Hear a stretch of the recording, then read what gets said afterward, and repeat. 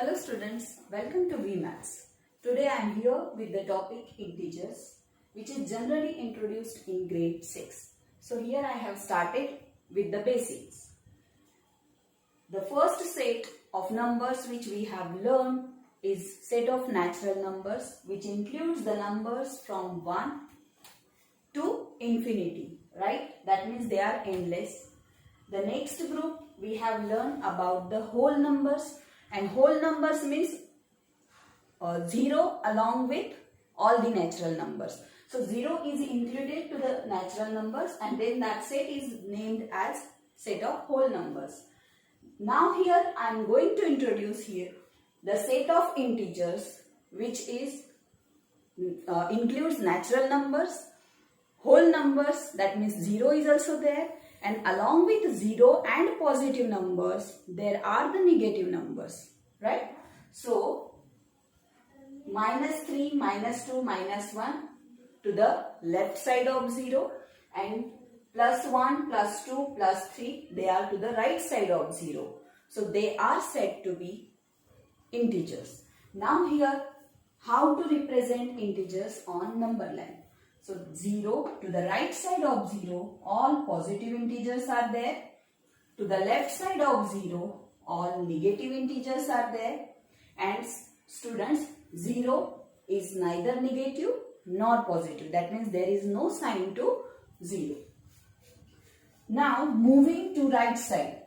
If we are at 0 and we are moving to the right side, as I said, all are positive. But anywhere, if you are anywhere on number line and you are moving to your right side, that means the value of the integer will increase. Like here, if you say -5, it is the smallest integer on this number line, right? On this number line.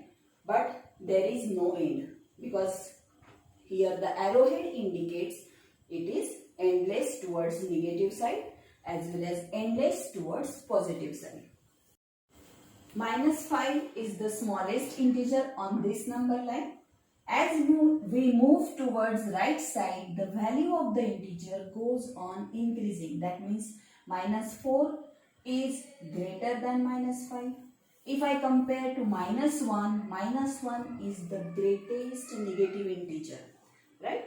Now, if we consider positive side, again that is increasing. 1 is smaller than 2, 2 is smaller than 3, and here on this number line, 5 is the greatest integer, +5, right? Now as we move to the left side, the value decreases. Similar. From 4, if I am moving towards left side, 3 is smaller, 2 is smaller, 1 is smaller. So I can say 1 is the smallest positive integer, right? And then 0. That means 0 is smaller than all the positive integers. Then -1. So -1 is smaller than 0. So we can say that 0 is greater than all the negative integers, but smaller than all the positive integers. Now we have learned in our previous classes about the terms successor and predecessor. So everybody knows we get the successor by adding 1 to the given integer or given number, and if we subtract 1 from the given number, we get its predecessor, right? So how to add and how to subtract the integers, that we will learn in our next video. Now let us come to the absolute value. So what is the absolute value of an integer? Absolute value is the only numerical value. You have to just see the number, not the sign, whether it is positive or negative. Don't look at it. Only the numerical value of an integer is called as its absolute value. Or we can say the distance of integer from 0 on number line. Students, we have learned distance is always positive, right? Distance is always positive. So here we have to consider only distance. That means Suppose I am finding the absolute value of -4. These vertical two lines is the symbol of absolute value, right? When we are writing any integer within these two vertical lines, that means you have to read it as absolute value of -4. And as I said, only the numerical value, that means don't look at the sign. 4 is the absolute value. So here, as I said, the distance, so -4 is to the left side on the number line. So as we move, how many units we have to move? 1, 2, 3 and 4 units, right? So the distance of -4 from 0 is 4 units to the left side. We have to just consider that 4 units. So this is the absolute value of -4. Now opposite integer or inverse of an integer.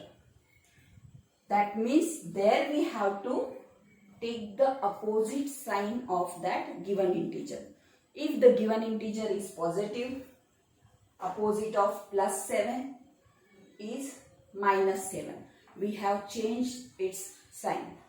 Opposite of -5 is +5. Here we have again changed the sign. We have taken the opposite sign. Now there are lots of examples about integers where we have to consider the direction, right?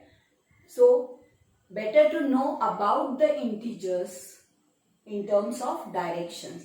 So if we are moving towards north side from a fixed point, that we can say consider it as origin. From a origin or a fixed point, if we are moving towards north, then the value will be increasing, or we can consider it as a positive value. If we are moving down towards towards south side, then the value will be decreasing, or we can consider it as a negative value. The same way, if we are moving towards west, then it is negative. If we are moving towards east, then it is considered as positive, right? Here you can see the figure, north plus, south that is minus, towards east that is plus, and towards west that is again minus. Now similar type of questions are considered from a sea level. Sea level is considered as 0. If we are moving up, that means positive value. If we are moving down, there we have to consider negative value. How to use these directions in integers, right? How to consider the positive and negative signs, that confusion will be solved in our next videos, and where I will come with the operations on integers. So stay tuned with VMaths. Bye. Meet you in next video.